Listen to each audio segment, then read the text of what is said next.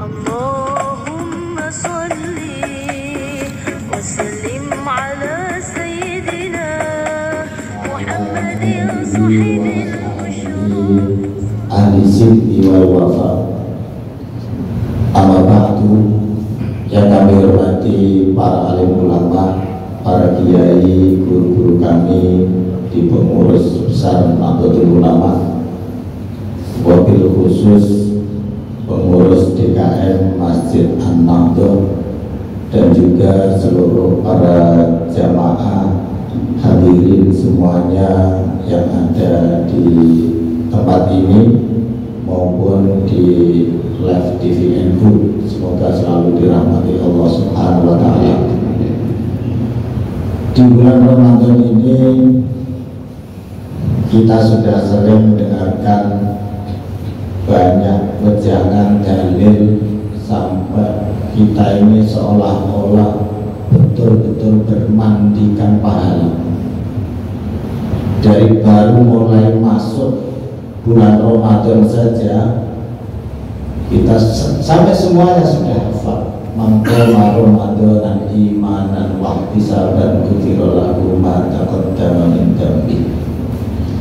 Barang siapa yang serius menjalankan puasa, serius mengerjakan sholat malam, maka kesempatan diampuni oleh Allah Subhanahu wa Ta'ala itu peluangnya tinggi.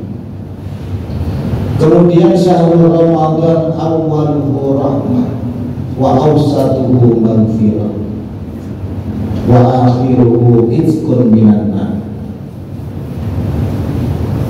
Di sepertiga pertama merupakan rahmat. Rahmat itu ibaratnya kayak dispensasi. Makanya biasanya orang kalau dapat dispensasi kekuatan itu ya baterainya akan lobet, rajin semuanya 10 hari pertama, karena itu dikasih kekuatan full oleh Allah Subhanahu wa Ta'ala. Tapi masuk yang kedua, periode untuk diampuni. Bener gak sih para hamba ini minta ampunan kepada Allah Subhanahu wa Ta'ala? Nah, ini sudah berjalan, insya Allah semoga semuanya yang hadir ini diampuni oleh Allah. Amin. Dan yang ketiga ini kita sudah masuk di hari yang ke-20. Semoga kita semuanya telah dibebaskan dari siksa api neraka. Bukan hanya siksa di akhirat, tapi juga cobaan-cobaan yang ada di dunia ini semoga bisa kita selesaikan dengan baik. Amin.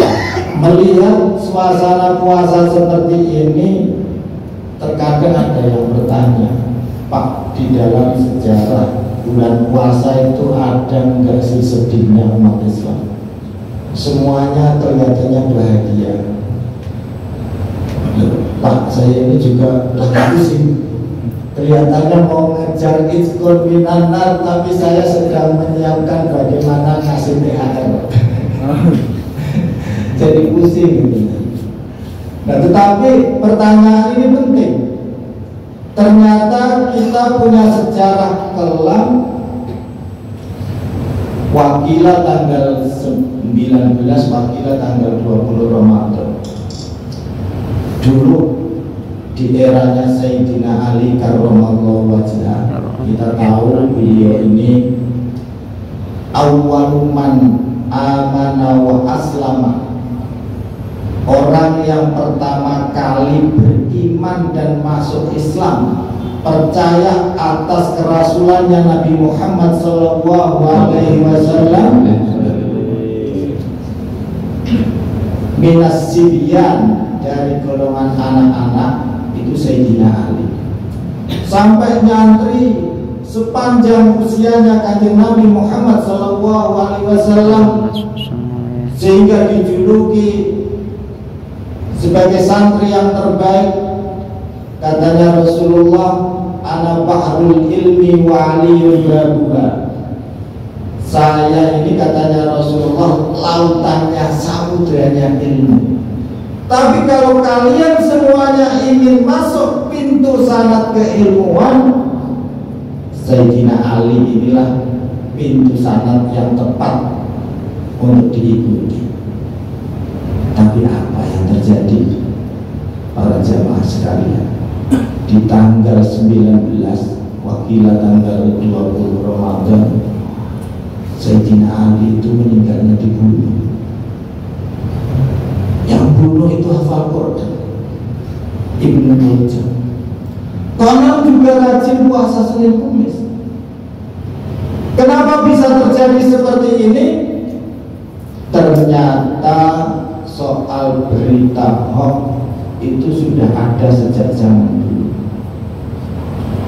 Sayyidina Ali karramallahu wajhah sebagai seorang santrinya Rasulullah Muhammad sallallahu alaihi wasallam yang betul-betul diakui keilmuannya, tapi didemo, dikafir-kafirkan.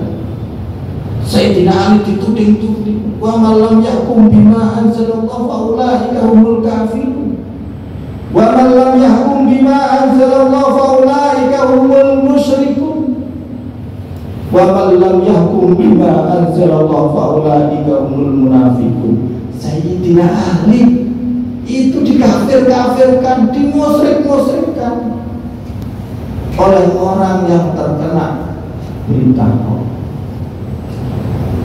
Gara-gara apa? Gara-garanya Sayyidina Ali mau menerima tahkim sama Muawiyah. Karena tahkim perdamaian itu bagian dari esensi ajarannya umat Islam. Tapi kelompok pendemo mengatakan barang siapa yang tidak menghukumi sesuai dengan hukumnya Allah, Sayyidina Ali sesuai dengan hukumnya Allah, maka ketika demo besar-besaran itu, konon juga menggunakan benderanya kalimat la ilaha illallah. Konon jawabnya sendiri itu biar batin.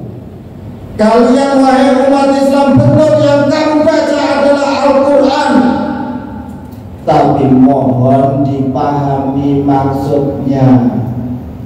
Orang damai sama saudara itu bagian esensi ajaran Islam. Jadi tidak mentang-mentang punya buzzer kelas tinggi kemudian memfitnah seseorang. Inilah Bapak Ibu sekalian, di bulan puasa ini kita biar betul-betul ifkun minanar, jangan mudah untuk terbawa provokasi oleh orang-orang yang tidak bertanggung jawab. Di kesempatan bulan Ramadan ini tentu adalah kesempatan untuk belajar, untuk bertakarrub kepada Allah. Ketika kita tidak mengetahui sesuatu tetapi sudah viral, maka fas'alu ahla dzikri in kuntum la ta'lamun. Kalau kita tidak tahu, sudahlah kita kembali kepada kiai. Kita kembali kepada ulama yang betul-betul ar-rasikhuna fil ilm, yang betul-betul mampu memahami Al-Quran dengan baik. Bukan sekedar hafal saja, tapi betul-betul memahami tiap ayat Al-Quran itu ada asbabun nuzulnya, hadis ada asbabun wurudnya. Maka untuk menerapkan hukum ayat-ayat Al-Quran dan hadis itu perlu keilmuan yang tinggi, bukan asal comot. Khawatir dalil sepatu dipakai peci, dalil peci dipakai sepatu. Nah, disinilah Bapak Ibu sekalian, semoga di bulan puasa ini kita termasuk orang-orang yang bertakwa, lalu tatakun, dan betul-betul menjadi orang yang mendapatkan rahmatnya Allah Subhanahu wa Ta'ala, mendapatkan ampunannya Allah Subhanahu wa Ta'ala, dan juga kita dijauhkan dari fitnah-fitnah dan juga berita-berita, bisa memfilter kalau ada berita yang bohong datang kepada kita semuanya. Tentu saja selalu memohon kepada Allah Subhanahu wa Ta'ala kebaikan buat diri kita dan juga keluarga kita semuanya. Semoga seluruh para hadirin semuanya dimudahkan di dalam urusan rumah tangganya, dimudahkan rezekinya, dan dimudahkan untuk membimbing anak dan keluarganya. Barangkali itu yang bisa saya sampaikan. Mohon maaf kalau ada kekurangan. Walafu minkum wallahul muwaffiq ila aqwamit thoriq. Wassalamualaikum warahmatullahi wabarakatuh.